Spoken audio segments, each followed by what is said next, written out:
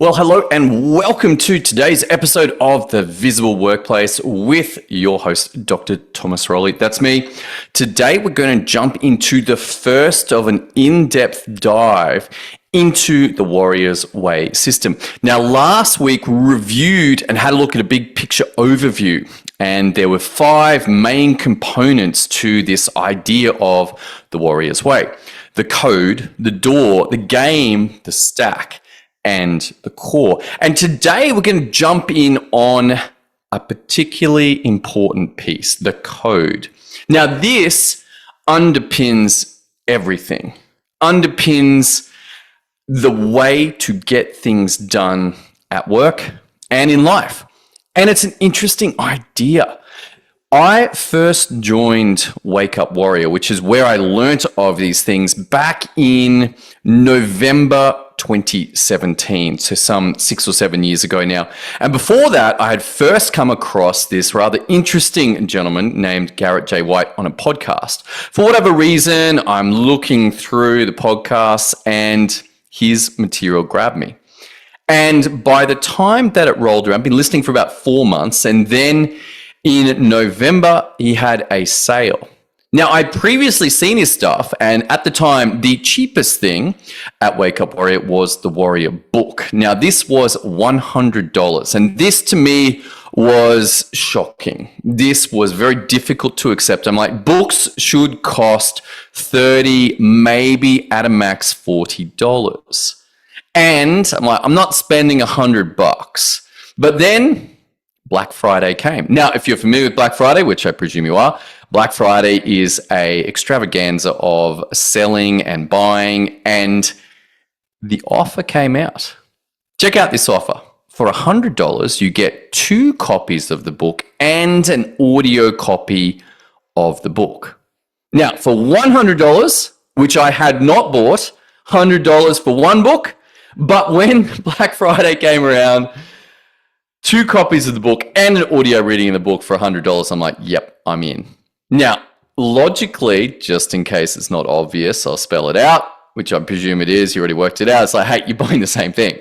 You buy 3 copies of the same thing. What are you doing? But I bought this book, and suddenly these 5 ideas were laid out. And I distinctly remember lying in my bath, reading profusely, just bringing in these ideas that Garrett had laid out. And those ideas in that book were the 5 that we're going to be talking over the next 5 weeks: the code, the door, the game, the stack, and the core. Now, they were presented in a little bit different order. And if you go through the actual Wake Up Warrior program, which I'd recommend, then typically it's going to be presented a little bit differently to that, starting with stacking and core, and then game, and then door. Or actually, that's incorrect. I believe it is code, game, stack, core, door. But we're going to look at it a little differently in next week's. We're going to look at the door, but the overall starting place for Garrett and for everybody who has been through Wake Up Warrior has been this idea of the code.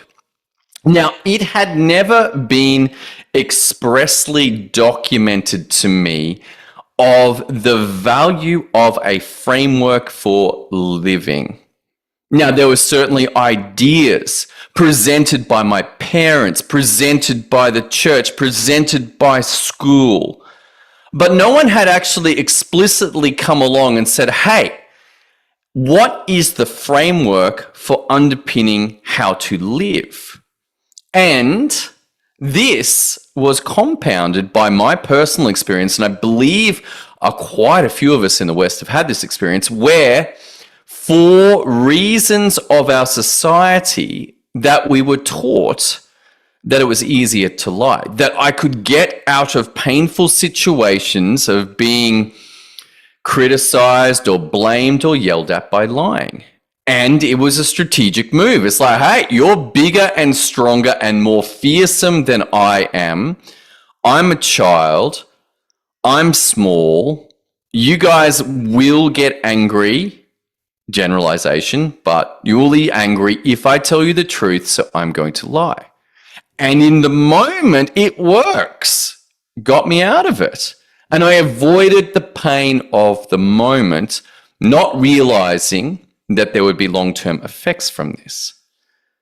And over time, as this behavior continued, I couldn't see the consequences of this choice, this decision, this training to lie. But in the end, the universe seems to keep the score, and there is a moment where the piper must be paid, either in exposure. Oh, I said A, but in actual fact, it was B. What's going on? And then having to explain it, or even worse, having to come up with more lies and remembering lies on lies on lies, very energetically draining. But because of the immediate situation as a child, being able to benefit from not telling the truth, this is what I got taught, as well as never having an explicit framework. And the outcome, though, of all of this as an adult man, as an adult generally, for me, is that allowed living in fantasy, that I could lie about what my reality was, and this would be acceptable. This would be okay, except it's a fantasy. It's not really true. And at some deeper level, I'm going to say that there was a conflict between pretending to say that one thing was happening and knowing at that deeper level that there was a true reality going on. So these problems are the ones that I was facing, and perhaps you might recognize them. No framework for living. How am I meant to live? No one explicitly said, hey, this is a framework that would be beneficial to live your life by, and here's why. I was taught that it was easier to lie, or experienced that it was easier to lie in the moment to avoid the pain of that moment and the consequences of telling the truth. I couldn't see those consequences and didn't even realize that eventually there would be a price to pay. The piper gets paid. And the overall outcome of living in fantasy, pretending that something is happening instead of being willing to say, no matter how ugly it is, hey, this is the reality. This is my truth. These are the facts of what I'm going through. And when I first learnt of this, a new possibility was presented by Garrett and Warrior to say, hey, maybe you would be benefited in your life if you had a framework for how to live in the moment, day by day. How are you going to make decisions, how to behave, how to act, that I could benefit from having a framework. And that framework they called the code.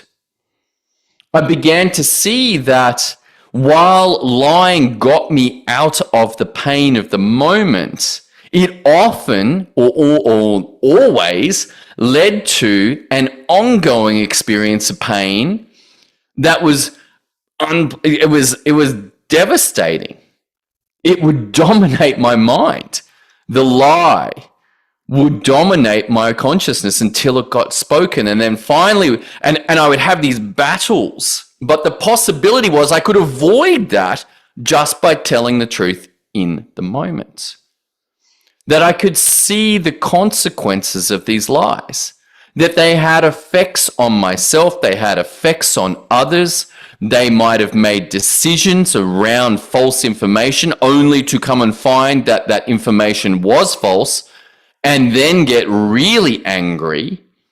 Like, hang on, you said this, Tom, and now we found out that that was not the situation at all. And we've gone and done this, this, and this based off the assumption that you were telling the truth, but it was all bullshit. And then the anger at that level was 10, 20x from what could have been spoken in the moment. No, it's not like that. It's like this. I know that I said this, this, and this, but we have ended up in this position. This is where we are right now. And the anger at that was whatever it was by the other person the blame, but then they had the facts, they had the truth, and then the decision could be made from there. Where are we going? What are we going to do now? And the choices made from that position represented a decision made in reality. And this was the ultimate outcome. The ultimate possibility that was presented was the ability to live in reality, live in the real, accept what was, what is, even if it is difficult to speak, unpleasant to speak. But the benefits of this were significant because they presented an opportunity that by declaring the truth, that this gave a shot at creating from a solid foundation. It's a little bit like if you're traveling. Now, I'm here in Broken Head, near Byron Bay in northern New South Wales. And let's just say I wanted to go on holiday to Melbourne. Melbourne's about a 20-hour drive or a 2-hour flight. Now, if I lie about where I am and I say, you know what, I'm actually in a penthouse in the Gold Coast, and then I call up a travel agent and they book flights from the Gold Coast on the assumption that I told them the truth, that I was in the Gold Coast, but in actual fact, I'm in Broken Head, I've got a problem. All of the directions will be false. And even if I'm able to scramble and get up to the Gold Coast and make the flights, it's still a false reality. I'm having to remember what I told them. Oh, I told them that I was in the Gold Coast, but really I was in Broken. If I'd just been willing to say, hey, I'm in Broken Head, and they're like, oh, cool, you can fly out of Ballina on a Sunday morning at 10:15. It's going to be a great flight. It's actually $30 cheaper than out of the Gold Coast. And I'm like, sweet, I love flying out of Ballina. But to lie, and that might be, let's just come back to the analogy, might be, well, that's ridiculous, Tom. But is it any more ridiculous than to lie about where I am in business or lie about where I am in my relationship with my wife, with my kids, to lie about my relationship with God, with the universe, with the whole purpose of this thing? And in those situations, you might say, oh, different. And I'd say, no, same. If I'm willing to lie about where I am, then the ability to exit that and go to somewhere else that I want to or desire to go to is extremely impeded. So let's come down. What is this code thing? Well, it's quite simple. There's 4 parts to it. I'll give you them all off the bat. Real, raw, relevant results. Real, raw, relevant results. This is the code. Let's break it down and have a look at this. So, real. Well, what is real? Well, real is a declaration of the facts. What is real? It is the facts of my life, where I could objectively look and say, well, hey, this is how much cash is in my bank account, or this is the car that I am driving right now, or this is how many children I have, or this is the current status for my relationship. I am married. These are real things that can be verified. And say, oh, look, here's my bank account. And they're like, oh, cool. I can see how much cash you got. Or I can pretend and lie about it. But that can't be proven, because if I was going to show the account, they're like, well, you told me you had $17 million in your account. I'm looking and there's $17. What's going on? Oh, did I say 17 million? No, the commitment is to the real, to the facts. And then we come to this idea of raw. What's raw? Well, raw is about feelings. Oh. Now, if you're a male or man, you may not have had that many training and that much training in feelings and emotions. I certainly didn't have a lot. I found them later as an adult, started discovering that these emotions were present in me, that I was able to learn language to speak to them, but the rawness of them is a powerful thing. Being able to feel what's going on for me is valuable. Suppressing my feelings is once again lying about what's going on for me. I could have that $17 and be extremely happy. Either a couple of situations. One, I have consciously chosen to become an ascetic, to go on a path of renunciation. I'm like, it's $17 and I am happy as anything. And others might say, well, that is a terrible choice. You could have more. I'm like, you know what? This is my choice. But if that's the choice and you feel happy about it, then that's great. And it also could be, hey, I'm at $17. I used to be at minus 285,000. I was negative in debt. 285, 2.85, 20.8, whatever it is. And I'm back at 17. Hallelujah, happy. Or alternatively, that same fact, that same $17 could be devastating. That the feelings around that could be of shame, of unhappiness, of fear. All sorts of emotions are possible around the same fact. But those emotions and being able to share them and speak to them and feel them has a power. And again, being truthful around what I'm feeling is the secret, is the code. It's the framework here. Not only is there a fact, but there's also a feelings that I have around those. And they could be simplified down, happy, sad, angry, fearful, or expanded out to all sorts of nuances. One of the most interesting things I came across was an emotion wheel, where somebody had gone along and taken, I think, 6 core emotions and expanded them to a second level and expanded them again to a third level. And just having these words to be able to explain and share feelings was extremely powerful. So at one end, a simplification down to happy, sad, fear, anger, and on the other end, an expansion out into subtleties of nuance about feelings, both valuable. And then relevant. So real, raw, relevant. What's the focus, the relevant focus here? You see, you and I may have facts across many aspects of our life and feelings around those, but a lot of them in situations will not be relevant. So keeping it relevant is a critical skill set here. What is the relevancy of the facts and the feelings, of the real and the raw, to this situation? You see, it could also be seen as a bullshit factor, as a lie, to give accurate facts and accurate feelings about an irrelevant topic. A diversion. Look over here. I'm telling the truth over here, but the subject matter at hand I'm not going to share. And so even though the material that is irrelevant is accurate, it is irrelevant. And so keeping it relevant, what are the relevant facts, the relevant feelings to the situation?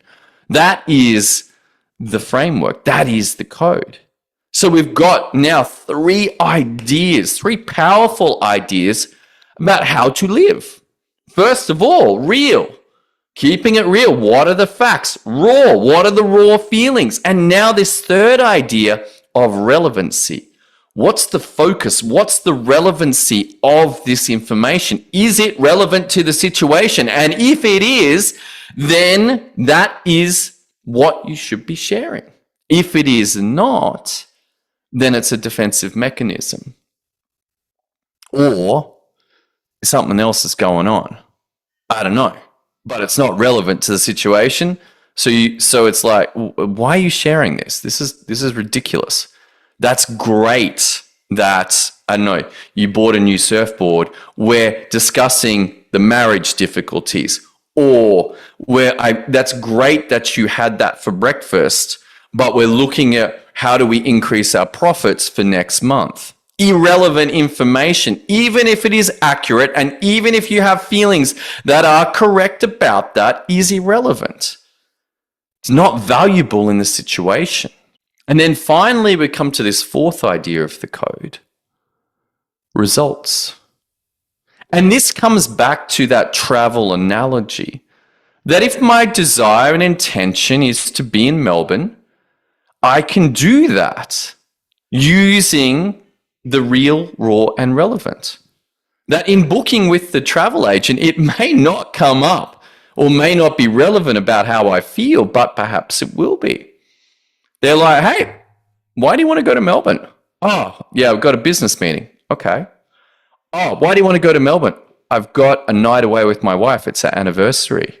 Two very different situations with potentially very different feelings associated with them. And the relevancy is, hey, I got to get down there. Got to make this trip. How am I going to do it? Drive, fly, something else? They're the main ones to get to Melbourne from Broken. But anyway, maybe there's some other walking, biking. It's going to take a long time. But this ability to get the results in my life is the outcome of living by the code.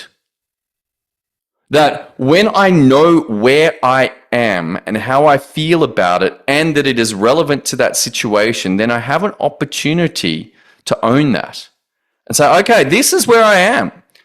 All of my previous choices have somehow ended up me here, and here I am. And from here, I can survey the opportunities and the options for where to go. Perhaps the right choice is just to hang tight. Things are going really well. I'm going to continue with what's going on. But perhaps there's a calling to a greater level of living, a depth of understanding myself better that might come from a deeper relationship with the universe, or it might come from a better relationship with my kids, with my wife. It might come from an expansion in business. And so I can make that decision accurately, assess the options and the opportunities accurately when I am living by the code. And then from there, selecting and going for that, well, that is where the rest of the Warrior's Way tools come in. So, there's a whole booklet written on this. Garrett wrote this book. We live by a code. It's well worth giving. I would rate it as well within the absolute critical business books because of this factor. It allows decisions to be made from truth, from facts. And one of the most scary quotes in here came, well, I'll give you the quote first. If you tell a big enough lie and tell it frequently enough, it will be believed. You know who wrote that? Adolf Hitler. Absolutely terrifying. World War II, the atrocities that happened there. Adolf Hitler's like, hey, if I just tell a lie big enough and frequently enough, then it will be believed. The code represents a choice to live in reality, to live in facts, to live in truth. Many, many benefits. They do not have to be remembered. The truth doesn't have to be remembered. It's just there. Lies have to be remembered. It's exhausting, the cost of the lies, to remember the lies. Who did you tell them to? None of that has to happen if you tell the truth. And that's the true benefit of the code. And what do you do if you find out that you have been lying? Well, I can share an experience. I joined the mastermind, the Council Warrior Council. It was a significant investment. I was called to it. I had $500 in my bank account at the time, didn't know how I was going to make this investment at all. And I hid it from my wife. And so for the next 10 days, this lie, this omission of the truth, hey, I have done this and I'm terrified to share it with you. that began to plague my consciousness over and over and over until in the end I shared it with her. She was angry, and then she was like, fine, okay, how are you going to do this? 60,000 Australian dollar investment, you got $500. And amazingly, it happened. I made it. Actually, one of the more astounding events in my life was that I was called to this. Spirit or universe or God or whatever, in a voice said, hey, you are going to join this. And I had $500 in my account. And I'm like, okay, whatever. And in a true act of faith, then I joined and things started happening. Miracles, amazing things. $5,000 here, $5,000 there. Things appeared. And I was able to complete this investment. An incredible year, massive growth. But the point I want you to catch is that I was unwilling to tell the truth when I got back. I left it out. It was a lie of omission to my wife. And then finally when I shared, oh my goodness, the relief. It terrified me to share that information with her. Others may have had no problem at all. Like, yep, I did this and I'm going for it. And I know I got $500 in the bank account right now. Don't care, going for it. Proud, perhaps, immediately on getting home. But no, that wasn't my strategy at all. It was terrible. But in the end, I had to share the truth. I'm like, hey, I've done this. And it was painful for my wife and myself for a while. And then miracles started happening. So this is an interesting discussion. The code. It is a framework for living that is extremely powerful. And there's a couple of things here. Well, number one, can you memorize the code? It's pretty easy. Real, raw, relevant results. Simple words, but far more challenging is living by the code. Because what you may find, as I have, is that there's a depth to this that goes deeper and deeper and deeper. That superficially, when I first learn of it, it's pretty easy. I'm like, oh my goodness, I'm lying about that. I'm lying about that. And then as this became a default for living, then deeper lies were revealed. And the most difficult one for me has been owning, what do I want? What am I capable of? To tell the truth about what I want. It sounds so easy, but I'd encourage you that the benefits of this framework, even if you take nothing else from the next 4 weeks, that living by a code, real, raw, relevant results, is a wonderful, wonderful framework to bring into your life. That's all I got for you today. If you got some value out of this, then I ask you to consider, is there someone else in your world that needs to hear this message? Perhaps they're sacrificing their integrity for money, lying about things or lying about their relationships, and allowing them the support to come to the facts, sharing their feelings, keeping it relevant, and ultimately exploring just what is possible in this life, what results are possible. All right, thank you so much for joining me. I look forward to seeing you on the next episode of The Visible Workplace. We continue this journey into the door. See you next week. Thanks for joining us at The Visual Workplace. This is a notification that the information and ideas discussed here are general in nature and do not take into account your specific circumstances. You should seek specialist advice for any medical, financial, emotional, mental, or other difficulties that you are facing with appropriate specialists and professionals so that they can apply your specific circumstances and give you the required advice. Thank you for joining us, but this is also a notification that all information is indeed general in nature and not specific for your personal circumstances.